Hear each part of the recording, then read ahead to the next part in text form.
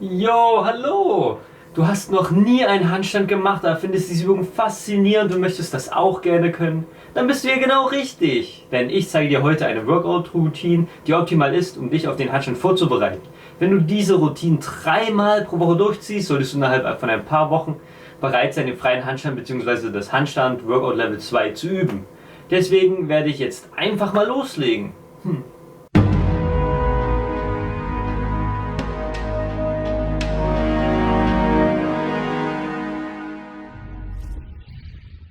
Starten wir mit der Erwärmung der Handgelenke. Diese müssen sehr viel Körpergewicht aushalten und sind meist als erstes verletzt, da sie den Druck meist nicht gewachsen sind und es dazu normalerweise auch an Kraft, Stabilität und Dehnung fehlt. Deswegen machst du als erstes die Handgelenke warm, indem du dein Handgelenk mit der anderen Hand umschließt. Nun machst du kreisende Bewegungen mit der umschlossenen Hand. Das machst du dann pro Seite 2-mal für 30 Sekunden.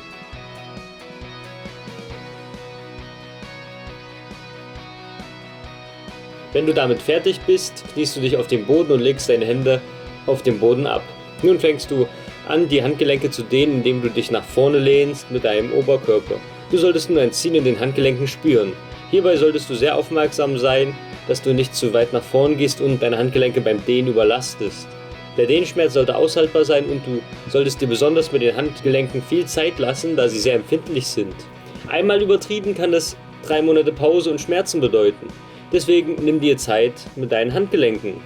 Nach 30 Sekunden bis 2 Minuten gehen wir aus der Dehnung und schütteln die Hände erstmal aus. Nun legst du die Hände mit dem Handrücken und den Fingern zu dir zeigend auf den Boden. Nun gehst du mit dem Oberkörper nach hinten, bis du eine Dehnung feststellst. Hier gilt das gleiche, was ich eben gesagt habe. Lass dir Zeit. Die beiden Übungen machst du abwechselnd für 3 bis 5 Sätze.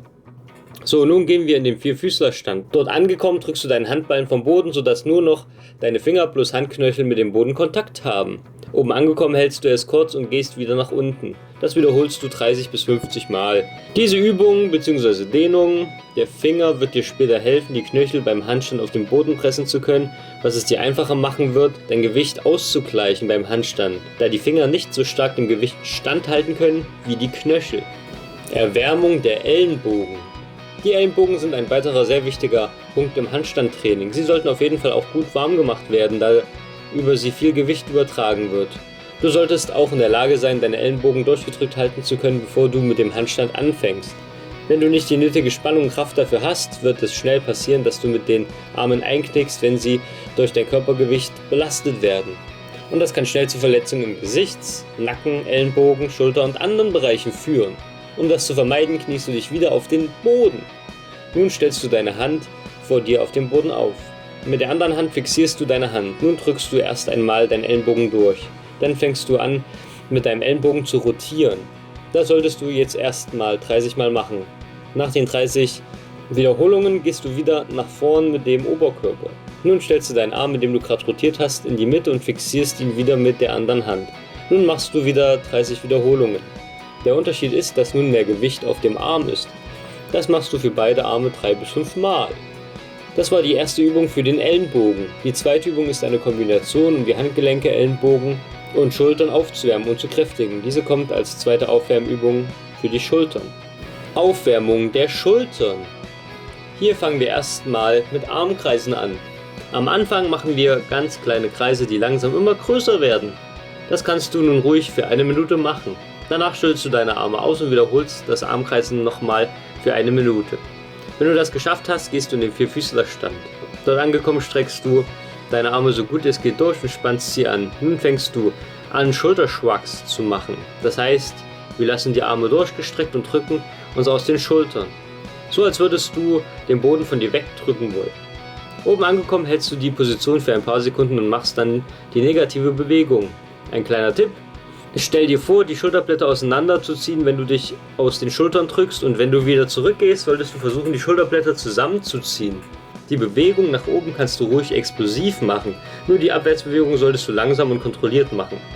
Davon machst du 20 Wiederholungen. Nun schüttelst du deine Arme wieder aus und gehst in die Liegestützposition. Nun machst du in dieser Position wieder 20 Wiederholungen. Das machst du dann 2-mal. Bei dieser Übung hattest du nun die Handgelenke, Ellenbogen und Schultern dabei. Nun die letzte Übung fürs Warmwerden und um Körperspannung für den Handstand aufzubauen. Diese Übung ist die Hollow Body Position. Wie sie genau ausgeführt wird und auf was du achten musst, erkläre ich dir in meinem Tutorial zur Hollow Body Position. Pausiere ruhig erstmal das Video und schau dir einmal das Video zur Hollow Body Position an, bevor du weitermachst mit diesem Video. Ich nehme an, dass du nun weißt, wie die Hollow Body Position ausgeführt wird. Diese Übung solltest du besonders als Anfänger 3 bis 5 Mal für jeweils 30 Sekunden bis 1 Minute pro Seite wiederholen. Das Workout. Nun, da du warm sein solltest, beginnen wir mit den ersten Progressionen zum Handstand, dem Kopfstand. Diesen solltest du erstmal mit Hilfe der Wand üben, sprich du stellst deinen Kopf eine Handbreite vor der Wand auf. Nimm dir ein dünnes Kissen für den Kopf, wenn du keinen weichen Boden zur Verfügung hast und den Kopfstand noch nicht gewohnt bist. Deine Hände stellst du etwas entfernt von deinem Kopf auf, sodass deine Hände zusammen mit deinem Kopf ein Dreieck ergeben. Nun bringst du deine Hüfte nach oben und nimmst die Füße langsam vom Boden. Das hältst du nun erstmal für 15 Sekunden bis 1 Minute. Nun gehst du aus der Position. Zwischen den Pausen solltest du deinen Kopf mobilisieren, indem du deinen Kopf kreisen lässt. Nach einer kurzen Pause gehst du wieder in den Kopfstand. Wenn es sich sicher und gut anfühlt, streckst du deine Beine langsam nach oben aus. Wenn du nun ausgestreckt im Kopfstand bist, spannst du deinen Körper so an, wie du es in der Hollow Body Position getan hast. Versuch langsam deine Beine von der Wand zu lösen und frei zu stehen, falls du es noch nicht getan hast. Nun hältst du diese Position für 15 Sekunden bis 1 Minute. Sollte dein Nacken anfangen zu schmerzen, geh früher runter. Du solltest den Kopfstand für 3 bis 5 Sätze machen. Wenn der Kopfstand zu einfach ist, kannst du den fortgeschrittenen Kopfstand versuchen. Dabei liegen die Unterarme neben dem Kopf auf dem Boden und deine Hände umfassen den Kopf. Hierbei ist dein Fundament kleiner als beim normalen Kopfstand, was es nochmal etwas anspruchsvoller macht. Die nächste Übung ist der Frog Stand oder auch Froschstand genannt. Hierbei stellst du deine Hände schulterbreit auf den Boden. Nun winkelst du deine Arme nach hinten an. Danach legst du deine Knie auf, bzw. ein Stück über deine Ellenbogen. Wenn du es schaffst, kannst du die Knie auch weiter oben auflegen. Da empfehle ich dir, es ein wenig durchzutesten, was sich für dich am wohlsten anfühlt. Als nächstes gehst du mit deinem Oberkörper nach vorn. Das sollte in etwa so aussehen. Schau dabei ruhig nach oben, anstatt den Kopf neutral zu lassen. Spann dabei deine Körpermitte so gut es geht an. Jetzt kannst du versuchen, einen Fuß langsam vom Boden zu heben.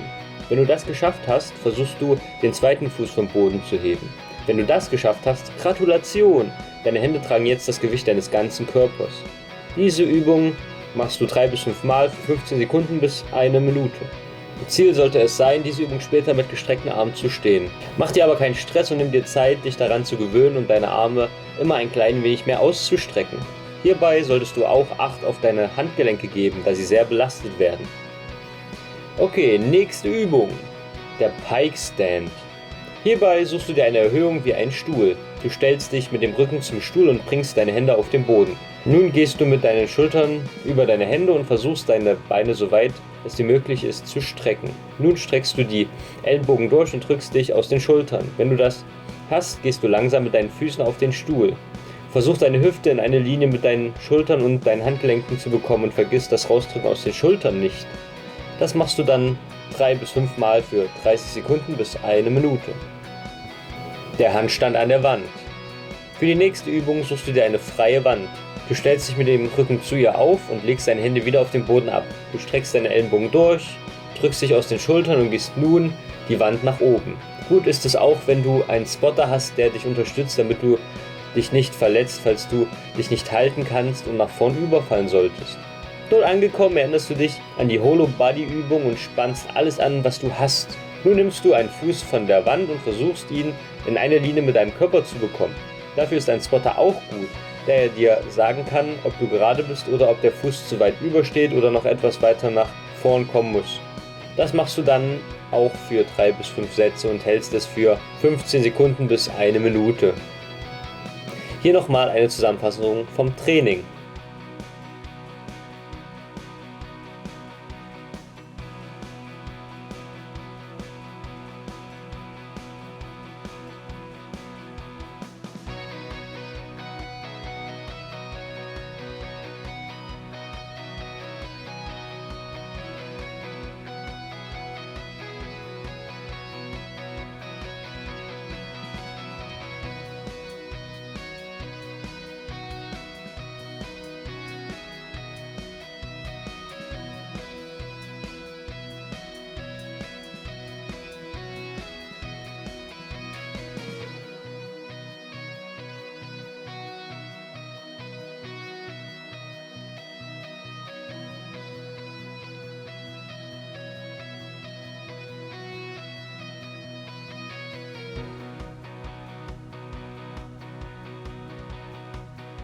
Wenn du das ab jetzt 2 bis 3 Mal die Woche machst, wirst du in ein paar Wochen bereit sein für das Handstand-Workout Level 2 bzw. den freien Handstand. Hast du bei manchen Übungen festgestellt, dass es irgendwo zieht? Das kann daran liegen, dass du noch nicht genug gedehnt bist. Deshalb meine Empfehlung, neben diesem Training solltest du auf jeden Fall die Dehnübung, die ich dir in diesem Video zusammengefasst habe, ausführen oder besser gesagt üben, damit du aus der Sicht der Beweglichkeit keine Probleme mehr beim Handstand bekommst. Du findest den Link auch nochmal unten in der Beschreibung. Ich hoffe, dir hat das Video gefallen und falls ja, lass mir doch einen Daumen nach oben da und teile das Video mit der Welt, damit auch andere von meinen Tipps profitieren können. Danke fürs Zuschauen und bis zum nächsten Video. Dein Matschin.